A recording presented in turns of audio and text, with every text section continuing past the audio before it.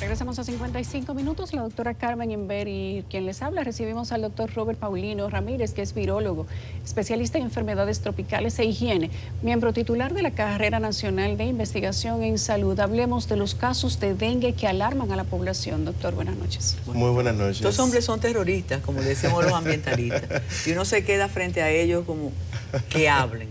Tienen la palabra, ¿no? Los que trabajamos con virus. Sí. Nos pasa eso, y nos pasa también que somos los que damos las malas noticias. Y eso desafortunadamente no es muy bien visto en la sociedad porque se considera como muy alarmante. Y desafortunadamente la prevención se basa justamente en llamar la atención a la población, a los tomadores de decisión. A tiempo, Exacto, para que ocurran los cambios, para que ocurran la toma de decisiones en el momento oportuno y podamos prevenir la pérdida de personas, la pérdida de vidas, que es lo que justamente pasa con el dengue, que a diferencia de, por ejemplo, con COVID-19, que teníamos una capacidad de transmisibilidad mucho más rápida que el dengue por sus características de transmisión respiratorias, etcétera, etcétera. En este caso estamos hablando de que necesita un vector, pero un vector que tiene un periodo de tiempo para poder reproducirse, para poder infectarse con una persona que esté infectada con dengue, porque tenemos que saber que, si bien es cierto, hablamos mucho de el mosquito que transmite el dengue, pero ¿dónde está el dengue antes de que los mosquitos infecten? ¿Por qué? Porque los mosquitos son solamente un transmisor, son un vector, como se define. Quiere decir que hay personas que están viviendo en ese momento con el virus y que si nosotros pudiésemos hacer intervenciones de manera consecutiva a través del tiempo para eliminar los adultos de las mosquitas de Aedes, que son las que pican y las que van obviamente a transmitir las nuevas infecciones, pudiésemos reducir significativamente el número de casos que vamos a tener durante diferentes puntos del año y del periodo. ¿Es posible hacer eso? Porque a veces me dicen, no, usted mencionaba en la cena que tuvimos a Uruguay. Sí. En Uruguay, Paraguay, hay unos mosquitos y te avisan, y hay fiebre amarilla y todo eso. Entonces nosotros podríamos tener un periodo de advertencia para que la mosquita no sea el vector que transmita el dengue. Sí, nosotros tenemos un discurso muy derrotista respecto al dengue. Es como que ya perdimos la batalla y como que con dengue no podemos hacer nada. Pero es que con dengue sí podemos hacer algo. Lo primero es que la mayoría de los modelos matemáticos que establecen y que nos han ayudado a nosotros poder entender un poco la dinámica de cómo los virus que están vectorializados por mosquitos van a estar ocurriendo en el tiempo, nos dicen que, primero, que hay elementos de temperatura y de humedad que sirven de pronóstico temprano para nosotros saber cuándo vamos a tener un incremento en las poblaciones de mosquitos dentro de un periodo de tiempo del año. Dígase, si nosotros tenemos un verano que es muy caliente, en el que las temperaturas van a oscilar por encima de 30 grados Celsius de manera consecutiva, vamos a tener una tasa de reproducción mayor de las mosquitas y obviamente de los huevos que van a estar colocados. Segundo, la humedad. Si tenemos periodo de tiempo en el que va a estar lloviendo de manera consecutiva o de manera interrumpida por periodos, vamos a tener primero que los pequeños reservorios que son domésticos y peridomésticos, o sea, el vasito, el cántaro, el cascarón del huevo, donde se pone. Nosotros históricamente siempre habíamos pensado y habíamos relacionado a que el tanque de agua era el reservorio fundamental para que las mosquitas pusieran los huevos y las larvas. Pero los Aedes no necesitan grandes cantidades de agua. De hecho, en pequeña cantidad de agua, doctor. Y por lo general, porque esa es la que nosotros reservamos. Pero es que cuando llueve, el poquitín de agua que queda es suficiente para que ese huevo se reproduzca y que las larvas salgan. Y vamos a tener 7 días para que eso ocurra. Doctor. Quiere decir que si nosotros cada 7 a 14 días empezamos a eliminar los adultos, que los adultos de la única manera que se eliminan es con fumigación, de manera consecutiva, vamos a prever que los factores medioambientales se vean y estén facilitando la emergencia de poblaciones mayores de mosquitos. ¿Y por qué dicen que la fumigación no se recomienda? Ahora que usted menciona. Lo que pasa es que nosotros hemos utilizado siempre la fumigación de manera reactiva. Por eso no se recomienda. Doctor, porque pero tú lo haces cuando ya tú tienes los casos. Entonces, y tú lo haces de manera puntual. Es como que vamos para la comunidad, vamos a agarrar lo que fumigar. está volando, pero Claro, ya hace rato que eso picaron. Por eso, pero además, si tú no vuelves y lo haces, dentro de 5 a 7 días, tú vas a tener las mismas poblaciones de mosquitos otra vez. Doctor, pero hay una cosa interesante aquí en el tema del dengue. El dengue no es el COVID, que llegó, no sabíamos nada, se inventó Exacto. muchísimo, hicieron tubo de ensayo, no se sabía si se funcionaba. Especialistas en dengue. República Dominicana tiene tantos años como el descubrimiento, bregando con el dengue. Desde antes. Se habla Sí. bueno, nosotros decimos de chiste que el dengue lo trajo Colón, pero he escuchado teorías de que va inclusive un poco más atrás. Sí, por supuesto. Entonces, Sí, los flavivirus han estado con nosotros. tenemos cientos de años. ¿Cómo es posible que en el 2023 tengamos niños muriendo por dengue, doctor? Y por eso qué habla, mueren? y eso habla mucho de lo poco conscientes que somos de la amenaza que representan las enfermedades que son endémicas. De nuevo, como te decía, hemos entendido que no tenemos nada que hacer en contra del dengue, porque el dengue es endémico. Y como es endémico, lo asumimos como que es imposible, que ya nada se pueda hacer. Y nuestras autoridades lo toman de la misma manera, sorpresivamente. Entonces, ¿qué te pasa? Que si tú supuestamente vas a manejar todos los casos de manera correcta, porque nuestros médicos están bien entrenados para manejar casos de dengue, cuando tú tienes un incremento de casos febriles dentro de un sistema de salud, por más que el personal de salud esté entrenado, sea capaz, sus recursos son limitados, tanto de espacio como de infraestructura. Entonces tú vas a tener un colapso y un estrés del sistema de salud que se va a dar en un corto periodo de tiempo.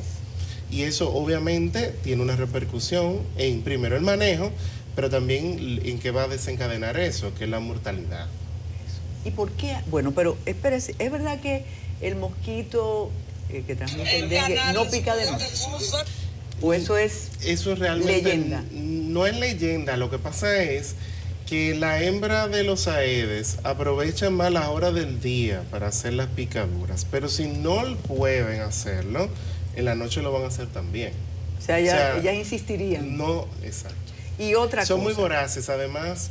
Nosotros desde los 80 tenemos otra especie que ha estado circulando también de aedes, que es el Albopictus. Nosotros conocemos mucho la Aegypti, porque es muy popular hablar de la Aegypti. Pero Albopictus también es transmisor del dengue y es más voraz, o sea, tiene menos cantidad de tiempo necesario para entre una comida y la otra, o sea, picadura, y obviamente va a picar a más personas. De hecho, cuando tuvimos el brote de chikungunya, ustedes pueden recordar que teníamos el fenómeno de, pero ¿cómo puede ser posible que en una casa todas las personas que viven en esa casa se infectaron con chikungunya? Por supuesto, porque los mosquitos que teníamos en ese momento podían picar a varias personas al mismo tiempo y obviamente llevar la transmisión de manera consecutiva en un espacio cercano. Los mosquitos que nos pican a nosotros en nuestras casas son criados por nosotros. No viajan. Suena a largas dramático distancias. No son, o es su vecino que tiene al lado un criadero, o es usted que lo tiene en su casa. Pero entonces, no lo tiene nadie más. Podríamos aprender los eso. mosquitos no viajan a largas distancias. ¿Por qué? Porque necesitan el alimento. No cruzan que el canal de la Mona, Susa, entonces. no, ni tampoco la frontera. Tampoco. No, viven con nosotros. Y los aedes son muy cosmopolitas. Es decir, Sí, le ellos son gustan como las Poppy, ciudades. es verdad, y agua le limpia. gustan vivir con nosotros en grandes ciudades. Nosotros tuvimos hace 3 semanas un incremento en la curva de la transmisión de dengue. Y yo decía que ese fenómeno obviamente tenía que repercutir en un descenso en el número de casos. ¿Por qué? Porque tú ibas a tener muchas personas que ya no iban a ser sensibles a la infección, porque ya se habían infectado recientemente, y por consiguiente, esas personas no iban a permitir o iban a frenar en cierto punto por los anticuerpos que iban a tener que ocurriesen nuevas infecciones. Sin embargo, tú tienes otras poblaciones que sí son susceptibles, como Santiago. Entonces tú vas a tener una movilización de la población que va a mantener, si tú obviamente no rompes la cadena de transmisión. Oiga algo que usted dijo al principio con el vector del dengue, que ¿dónde es que está el dengue? Es el propio mosquito que genera ese vector que nos va a enfermar, o tiene que picar un mosquito. ¿Cómo es el asunto? Como aquello del huevo y la gallina. Yo tengo dengue y me pica el mosquito, sí, y va a picar a Yulisa y se lo transmite. Explíquenos eso. Los virus de dengue son antropofílicos, son transmitidos entre los simios. Es decir, si nosotros tuviésemos monos aquí en la isla, que fueran propio de la isla, íbamos a tener casos de dengue circulando en monos y en seres humanos. Pero en nuestro continente, a excepción de Panamá, el Istmo y América del Sur, en el Caribe nosotros no tenemos, a excepción de Tobago, si no me equivoco, que tiene una colonia de monos que viven ahí. Quiere decir que en el Caribe, de la única manera que se puede encontrar el dengue es en seres humanos. ¿Y qué es lo que pasa? Nosotros hemos estimado en algunas publicaciones que se han hecho que el fenómeno de endemicidad en países como el nuestro, en países de Latinoamérica, se deben fundamentalmente a la sintomaticidad de los casos. Es decir, no todo el que se infecta con dengue desarrolla síntomas. ¿Y qué permite eso? Que el virus se mantenga circulando entre personas. ¿Cómo van a circular entre personas? Por los mosquitos. Por la picada. No hay forma no hay contagio de que transmita de persona a persona. Tú vas a tener una persona infectada que es picada por un mosquito que pica a otra persona. O sea, tiene que haber es como un taxi, que tiene que venir a buscarle el virus aquí para llevarlo allá.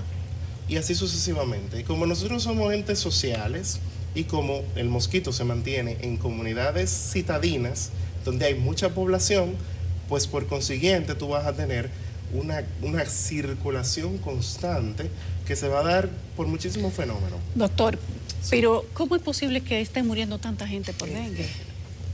Mira, ¿a qué se responde el fenómeno del 2023 del dengue en la República Dominicana? Dos elementos fundamentales, diría yo. Uno, que teníamos una circulación de un genotipo, que es el genotipo 2, que desde el 2016 es el mismo. O sea, si buscamos en los árboles y los registros filogenéticos de secuencias que se han hecho, de variantes, vemos que solamente había estado el genotipo 2. Y este año justamente aparece el genotipo 3. ¿Por qué? Probablemente vino alguien de América del Sur infectado. Ya con su dengue por adentro. Supuesto, lo picó un mosquito y, bueno, ya sabemos la transmisión, ¿no? O múltiples veces, porque también tenemos mucha movilidad. Recuérdense que nosotros, nuestra clase media ya se mueve mucho a América del Sur, principalmente a Colombia. Las redes sociales así lo dicen. Entonces tú ves mucho esa movilidad. Y en América del Sur, justamente a principios de este año, en el que se estaba terminando el verano del hemisferio sur, incrementaron los casos en países como Uruguay, donde no había antes dengue. De hecho, fue algo tan atípico que coincidió con casos de chikungunya y provocó que nosotros tuviésemos una alerta de chikungunya, que ustedes probablemente lo deben de recordar porque se hizo público por el Ministerio de Salud Pública. Sí, había las mismas cuestionantes. Claro. ¿Por qué si es una picada de mosquito, sí, teníamos un brote también de chikungunya? Sí. Bueno, probablemente en nuestro caso no tuvimos la suerte, y diría mala suerte, de que no llegara una persona tal vez infectada. También se da otra cosa. Chikungunya es un solo serotipo, uno solo. No es como el dengue, que son 4. Y cuando tú te infectas con chikungunya, tú generas inmunidad por el resto de la vida. Y nosotros tuvimos un brote en el 2014 que se estima, solamente con datos oficiales, que más de 700,000 personas se infectaron con chikungunya. Que no vuelven a infectarse que jamás. no se van a volver a infectar más. Eso genera una inmunidad de comunidad. En ese punto uno no sabe si es malo o bueno que le dé chikungunya a la gente. Entonces. Bueno, pero por lo menos sirve como un escudo de protección. Significa que si tal vez pudo haber entrado porque alguien vino infectado con chikungunya de América del Sur y un mosquito lo picó, probablemente se interrumpió porque encontró personas que tenían anticuerpos ya contra chikungunya. ¿Pero por qué nos morimos con dengue? Ajá. Bueno, mira, lo primero es que lo que estamos viendo con la cantidad de mortalidad se asocia más con niños. Y es normalmente lo que más nos preocupa con el dengue. ¿Por qué? Porque los niños no tienen un sistema inmunológico a nivel celular que pueda proteger, que pueda generar una respuesta aguda y eficaz de manera madura contra una infección viral. Normalmente, cuando nosotros nos infectamos con dengue, cuando somos adultos, nuestro sistema inmunológico tiene ya las herramientas para poder controlar, exactamente, para poder controlar esa cascada inflamatoria que es inducida por la infección viral. En los niños eso no se ve. Y segundo, que se enmascaran mucho los síntomas. Y por lo general los padres y los tutores llegan a los servicios de salud cuando las manifestaciones de dengue severo aparecen. ¿Cuáles son? Y eso justamente es algo que hay que llamar, tú sabes. Doctor, mucho manifestaciones que no lleguen a ser severas y que la gente pueda tomar como alerta para llevar a un niño al hospital. Febril. La fiebre es el elemento fundamental. Cualquier y la fiebre del dengue es muy específica en el sentido de que primero es muy elevada. ¿Bien? De repente te sube. Exactamente, tú vas a tener fiebre muy elevada. Además, aunque los niños no son muy buenos no porque no tienen las herramientas para especificar el dolor y cómo es el dolor, nosotros podemos identificar los cambios en el comportamiento de los niños. Si le duele el cuerpo, si tiene un fuerte malestar. Hasta si está demasiado tranquilo. Está muy tranquilo.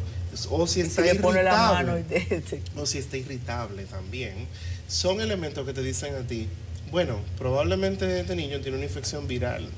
Y nosotros deberíamos de ser como muchos de los países de África del Sur, que ante cualquier fiebre es malaria hasta que se demuestre lo contrario.